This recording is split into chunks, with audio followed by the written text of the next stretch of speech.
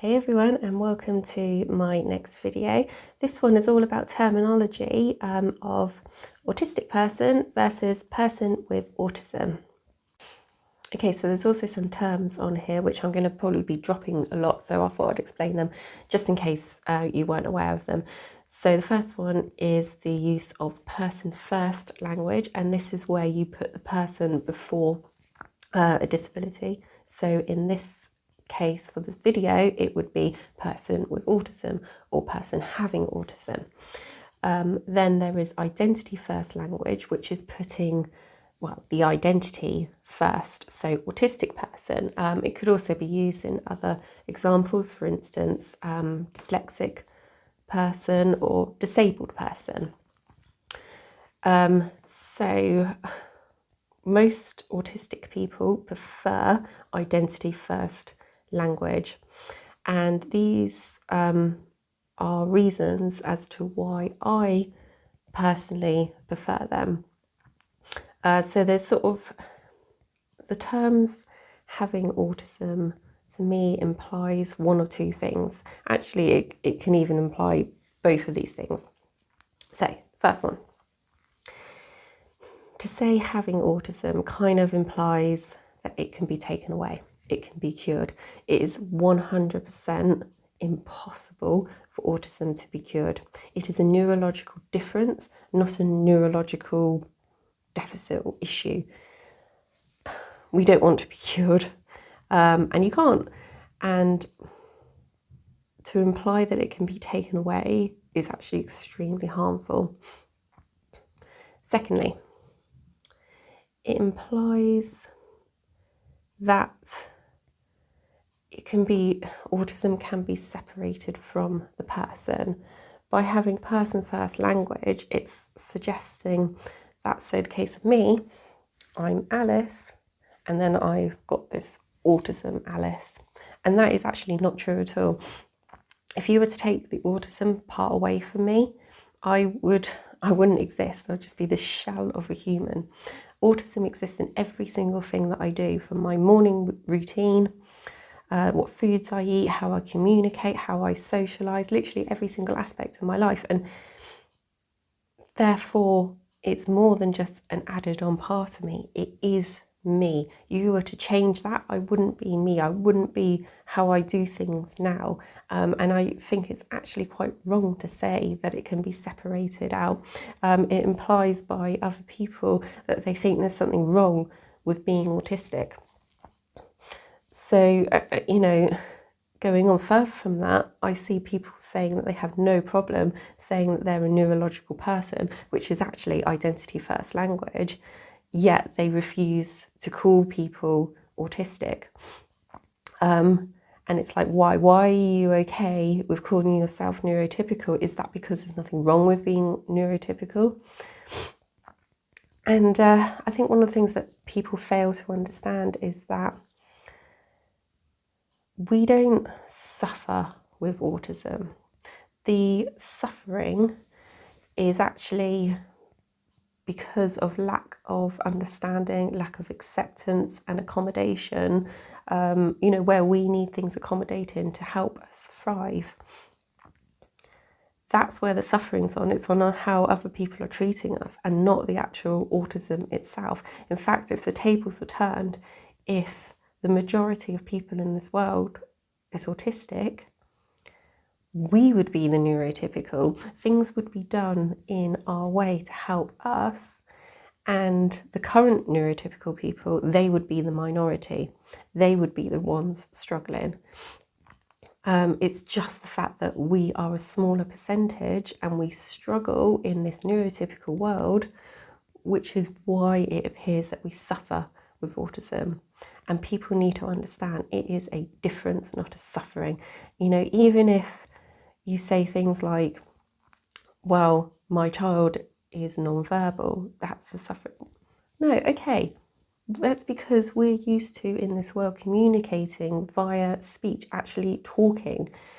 There are other ways to communicate, sign language, writing things down. And, and beyond that, something that those who are non-verbal will be able to actually explain a lot better than I could. But to imply that they're suffering because they can't speak, I think is really, really wrong. And so it kind of goes on to my next point of, why is terminology important? You may think, okay, fine, I get what you're trying to say. I'll respect that, but I'm still going to use the term have autism. And here's why we need to help with the terminology. So our end goal is for us to be accepted and have our accommodations met. We can't get that if there isn't an awareness of autism. So by having an awareness of autism, it means having an understanding of who autistic people are, what they actually go through. And to have a better awareness, we need to start right at the simple first step of getting terminology correct. Because if people out there think that there is a possibility to be cured or that we can be separated from autism, it adds to stigma, and then it stops the understanding, and it stops accommodations being granted, the stuff that we actually need. It's weird because whilst I want to respect people's decisions, if an autistic person actually prefers to say, you know what, I want the term have autism, I get it. As an autistic person myself, because I actually understand it all, I'm okay with hearing the term. The problem I have is when neurotypical people use it and use it to imply that it can be cured, etc. And that's what we want to stop.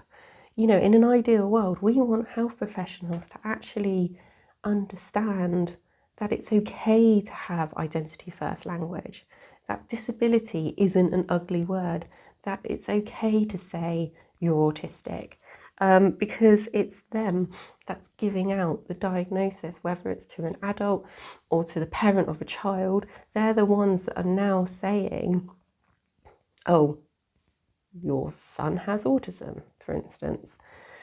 And of course, it then be those people who hear that diagnosis that will then carry it on and use it and then tell other people, well, my doctor says this, so my doctor's right. And, I don't blame them, because, of course, doctors, they're people of authority.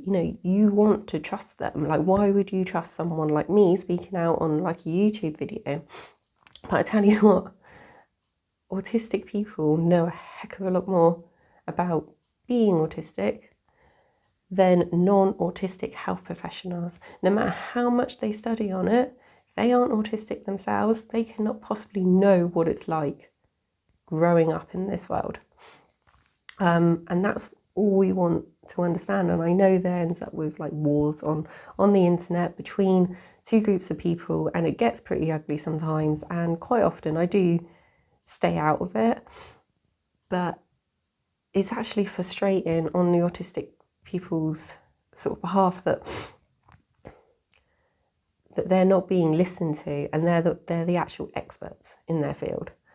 So yeah, it's something that I wish people would understand more, and start using correct terminology, because it, like I said, it leads to that path of awareness and then acceptance.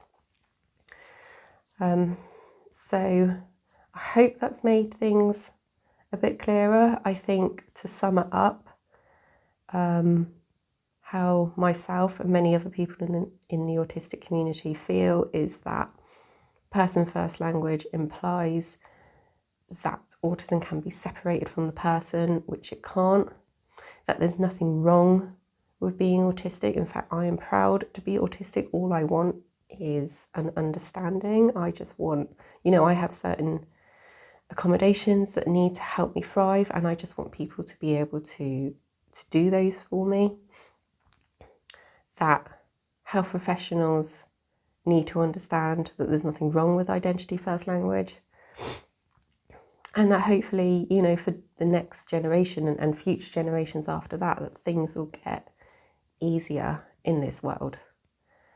Because yes, we don't suffer with autism. So yeah, thank you for watching. Please subscribe to my channel. Hit the like button because I really, really appreciate that. And yeah, see you next time.